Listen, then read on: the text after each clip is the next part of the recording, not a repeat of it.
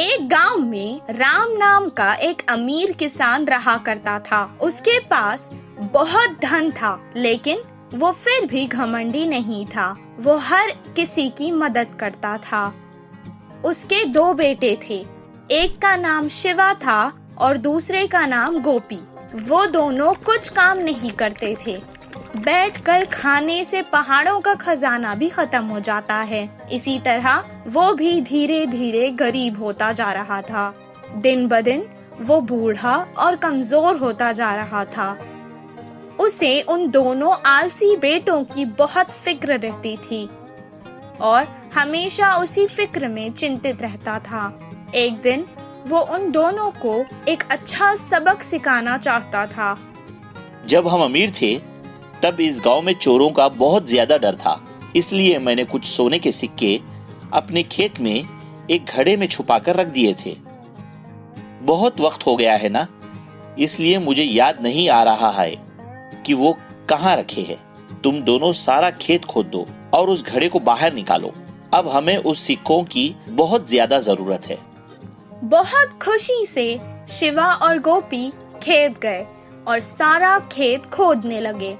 कुछ देर बाद गोपी ने कहा, अभी तक हमने बहुत खोद दिया है, फिर भी हमें वो सोने के सिक्कों से भरा हुआ घड़ा नहीं मिला। शिवा ने जवाब दिया, जिधर खोदना बाकी है उधर ही होगा शायद। बिना ज्यादा समय गवाए जल्दी करते हैं। बहुत मुश्किल से उन्होंने सारा खेत खोद डाला, लेकिन उन्हें वो घड़ा नहीं मिला। वो वापस घर आकर अपने पिता को सब कुछ सुनाने लगी। मुझे लगता है कि घड़ा शायद चोरी हो गया है। अब जाने दो, तुम ही बताओ। एक काम करते हैं, तुम दोनों ने इतनी मेहनत से सारा खेत खोदा है ना, तो क्यों ना उसमें कुछ बीज डालकर फसल उगाई जाए। दिया था, इसीलिए उन्हें अब ज्यादा मेहनत नहीं करनी पड़ेगी सोचकर वो मान गए और बाजार जाकर बीज ले आए और उसे खेत में डाल दिया। कुछ दिन बाद बहुत अच्छी बारिश हुई, फसल भी बहुत अच्छी होने लगी। तब राम खेत आया और फसल देखकर उसे बहुत संतुष्टि मिली। उस साल खेती बहुत अच्छी हुई। उन्होंने सारी फसल काट दी और बारिशों में और बोरियों में डालकर घर ले आए। तब राम ने कहा, अपने लिए कुछ अनाज की बोरियां रख लो और बाकी के बाजार में बेच आओ। जैसा उनके पिता ने कहा, शिवा और गोपी ने बिल्कुल वैसा ही किया। सारी फसल बेचकर उसके पैसे अपने पिता को लाकर दे दिए। अपने बच्चों की पहली कमाई को देखकर वो बहुत खुश हुआ और कहने लगा, बच्चों, यही है वो सोने के सिक्कों से भरा घड़ा जो तुम दोनों मिलकर हर साल इस खेत से कमा सकते हो। तुम दोनों सुखी जीवन बिता सकते हो और हर किसी। माधवपुर गांव में रहते थे दो जिगरी दोस्त, किशन और संतोष।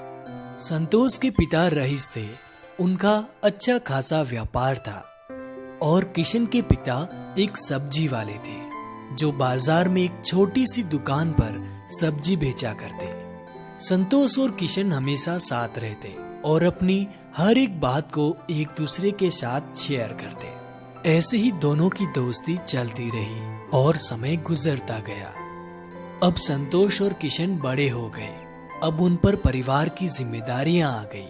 संतोष के पिता उसके लिए बड़ा कारोबार छोड़ गए थे, पर किशन इतना खुशनसीब कहाँ था। वह अपने पिता की तरह ही सब्जी बेचा करता था। किशन गरीब जरूर था, पर हिसाब किताब में काफी तेज था। क्या हुआ किशन, आजकल बड़े व्यस्त रहते हो?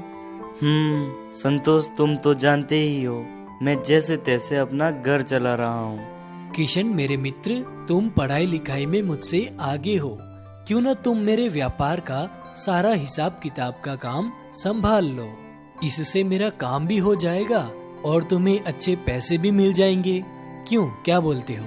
अच्छा है, बताओ कब से काम शुरू करें? कल से ही गोदाम पर आ जाना। अब किशन अगले ही दिन से संतोष के गोदाम पर हिसाब किताब का काम करने लगा। इसी तरह दिन बीतते रहे। एक दिन संतोष किशन से कहता है, किशन, मेरा एक छोटा सा काम कर दो।